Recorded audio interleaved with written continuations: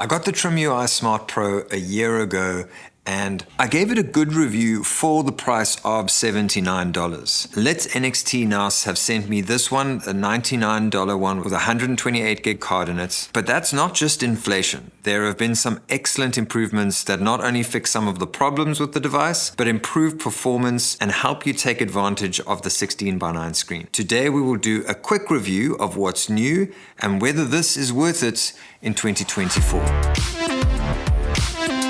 So just reading the notes from my email from Litnxt, they said that they fixed the N64 emulator, so there were issues with the N64. We can now realize an over-the-air update, that is thanks to Crossmix. And they've also curated the ROM pack. There are such interesting games in here that you probably won't find anywhere. I'm particularly interested in trying to map the controls for the ZX Spectrum or plugging in a keyboard, because there's a few games here that I don't remember. But it does kind of make it a bit boring for me as a YouTuber because, you know, everything's been done here.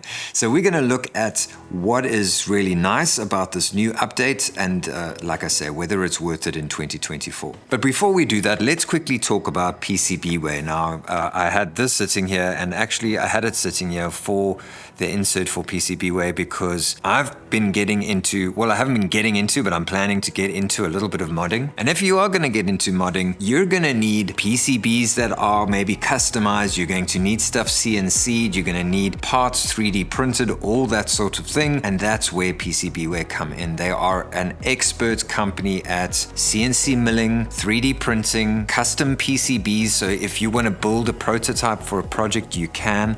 But also what's interesting is that they have a project section on their website, so you can go onto their website and find a project that works for you. For instance, I emailed my contact at PCBWay and said, hey, I actually have found a project that I want to do for the promotional purposes, and so I can use that community page of that they have to help me with the project. So for all you nerds out there that watch this channel, please check out PCBWay, and thank you PCBWay for supporting the channel. So let's go through all the boring new features. So you will see a logo pop up here and there in the menu system. It says Surwish. So if we go, for instance, System Tools, the Surwish pops up, and I think that's actually Litnxt's own development team that are working on these little bits and pieces that they want to, add value to you as a consumer to give you a reason to go and buy from their websites. Now, as I mentioned in my incredible introduction to this video, if you go in here, they now have an OTA update. So you go in there, you need to make sure your Wi-Fi is connected, which I have done. Okay, so there is a patch that we can use, but I'm not going to do that now because I want to carry on with my video. So I'm just going to say B to cancel. Then we have themes. So there are a lot of themes in here. I think we need to go to settings here, and we've got themes. There's a bunch of themes. There's 10 levels, the guy who did the custom firmware for the MIUI A30. There's a bunch of themes here, but I found one that's simple, and I actually think it is a 10 levels theme. And then there's options for the function key. Now, a lot of drama was caused by this function key, and you'll see here you can switch on quiet mode, silent mode, CPU power save, so that will actually reduce the performance of the CPU. This will actually increase the performance. So if I switch this on, it's going to go into performance mode. And then you can make it a turbo button, I guess. It turns a certain button into turbo, which I know a lot of people do like that. You can turn any of these buttons into turbo. So that's quite cool, and it gives you some options with the function key. Now, something that was not available in my last review is the scraper. So we now have an artwork scraper. So if you curate this, you go in, you get the 128 gig card, and you decide, you know what, I don't want all these games, I just want 6 games. You can go in here and just scrape the relevant art. So, it says already scraping. Whoops, let's get out of here. Another interesting thing I found is the EMU Cleaner. Now, what I can gather is the EMU Cleaner removes emulators. So if you don't have games for a specific emulator, it will remove that from the system. So if you took all the Atari 7600 games off here, it will remove it from the menu. RetroArch, you can go in and tweak your RetroArch. You can tweak the boot logo. There's quite a lot here. Moonlight, I haven't tested streaming on here, but this would be a nice device to stream very basic games on. And then something that kind of blew my mind specifically with this device. You know, I've known about Portmasters, but it's never really been something that like intrigued. So what this does is, and why it intrigued me, is you can get a lot of 16:9 games here. So developers have ported games, or there's homebrew games. So it's a lot of different stuff within the Portmasters environments. But for instance, here's Balatro. You can download a Balatro and play a 16:9 game on the screen. So because a lot of retro games don't really fit the 16:9 system, I stretch NES to almost 16:9 like a savage, but I know a lot of people don't like that. Here you can use like true to form 16:9 games.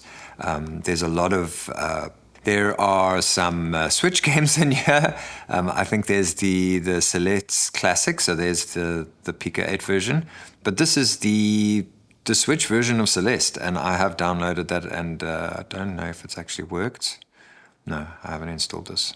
And then what you can do is it will appear in the emulators section. Whoops, emulators. And we go look for ports. I mean, it's quite impressive how it looks on the screen. It's a pretty decent screen, eh? Yo. So like people who aren't in this scene won't realize what a big deal it is that I'm playing the Switch version of Celeste on this cheap device. It's kind of crazy. And to just quickly go through system tools, you can edit your emulators, you can change and tweak your emulators. You can set, so they've community created LED settings. So we can do the ambient light mode. It will take the dominant color of the screen every second. So that dominant color prevailing over the screen will switch to here. So it will match the mood of your game. I had it set to CPU speed, so green under 1200 millihertz, orange between 1200 and 1900 millihertz, and red above 1900 millihertz. But I am just going to do this ambient light thing because I think that is kind of cool. And then there's a bunch of other ones. Various network things, like there's sync thing. Sync thing is to sync specifically your save states across devices. So tools, now we have all the tools. There's a CPU max feature, so you can max out the CPU until you next restart, I think. It's a queue generator, so if you only have bin files for your, let's say, your PlayStation games, this will actually generate the queue file that you need. Dot file cleaners, if you've got a bunch of dot files and it's showing up, you can remove those. You can sort your favorites alphabetically. M3U generator, that is now for disk-based games. So if you've got like multi-disk games, this will create an M3U file, so it just plays without having to change disks. And this is for working on the partition, which I don't recommend anyone does. And then something I noticed, and I don't remember this being a thing. So if we go in here and get my Spectrum game out that I wanted to play. So now what I want to just try again now while I'm doing the video, because it didn't work while I was testing. Let's press and hold the power button. And it actually says power off.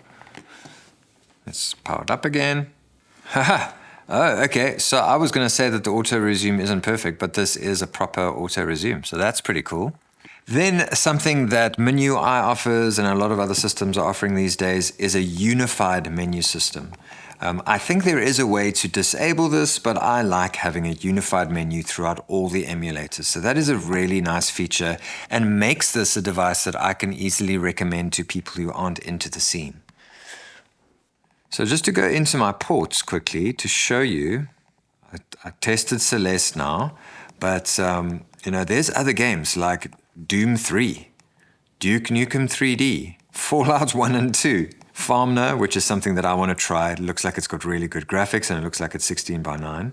Half-Life, like getting Half-Life to play on here. I guess that's not such a big deal, but it's a big deal to me. Quake 1 and 2, very nice. Quake 3, ooh. Quake 3. Return to the Castle of Wolfenstein, the follow-up to Wolfenstein 3D, I think that was. Sonic Mania. Now, Sonic Mania is a Nintendo Switch version of Sonic that was released. It's a retro version, but you're going to get that 16:9 goodness on this game, which is just amazing. And the colors are good. When you play these more modern games on the screen, you realize that this screen could be on a far more powerful device. And I do hope that TrimUI do eventually do well and can afford to produce a higher end device, because this screen, I think they should just use the screen, make a device like this with better joysticks, and just put a more powerful CPU in here.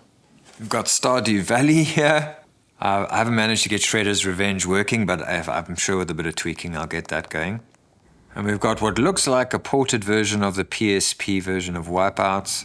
We've got this 3D grip by them, and it's not actually a bad 3D print. It's actually pretty good.